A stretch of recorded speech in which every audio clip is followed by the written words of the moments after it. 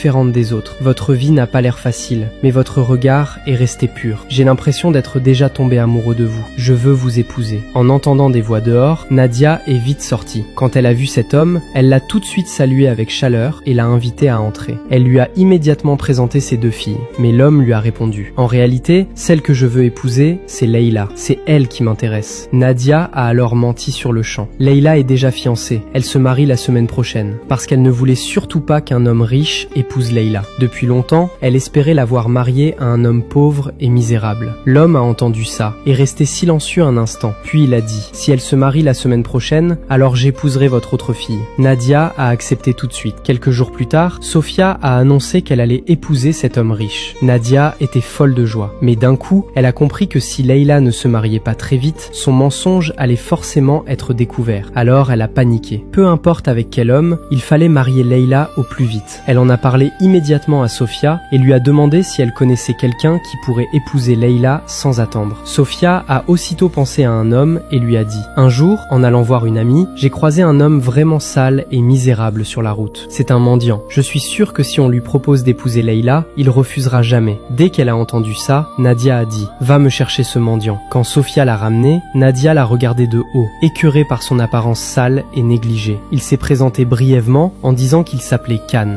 Nadia voulait juste se débarrasser de Leïla au plus vite, alors elle lui a directement demandé d'épouser la jeune fille. Ensuite, elle a fait venir Leïla et l'a amenée devant Khan. Dès que Khan l'a vue, il a tout de suite été captivé par elle. Et Leïla, pour ne pas désobéir à sa mère, n'a eu d'autre choix que d'accepter. Une semaine plus tard, les 2 mariages ont eu lieu en même temps. D'un côté, il y avait le mariage de Sofia, de l'autre, celui de Leïla. Après la cérémonie, Leïla est partie vivre avec son mari. Leur maison était dans un état pitoyable, vieille, minuscule, presque vide, sans rien de convenable à l'intérieur. Mais Leïla ne s'est pas plainte. Avec ses propres mains et beaucoup de courage, elle a peu à peu transformé cette ruine en un vrai foyer. Khan l'aimait de plus en plus. Et elle, de son côté, comprenait à quel point sa vie avait dû être dure. Alors elle faisait toujours tout pour le rendre heureux. 3 mois plus tard, Khan l'a arrêtée et lui a dit à voix basse: « Leïla, assieds-toi un instant. Il y a quelque chose que je ne peux plus te cacher. »